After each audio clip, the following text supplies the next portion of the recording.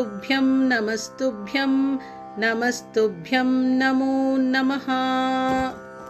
वराहमुख्यै विद्महे दण्डनाथायै धीमहि तन्नो अग्निः प्रचोदयात्। अथ ध्यानम्।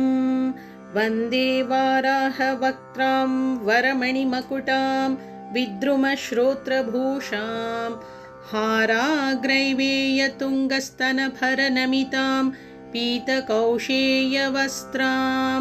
देवीं दक्षोद्वहस्ते मुसलमथ परं लाङ्गलं वा कपालं वामाभ्यां धारयन्तीं कुवलयकलिकां श्यामलां सुप्रसन्नाम्। देव्युवाच श्रीकण्ठकरुणासिन्धो दीनबन्धो जगत्पते भूतिभूषितसर्वाङ्ग परात्परतरप्रभो कृताञ्जलिपुटा भूत्वा पृच्छाम्येकं दयानिधे आद्याया चित्स्वरूपाय निर्विकारा निरञ्जने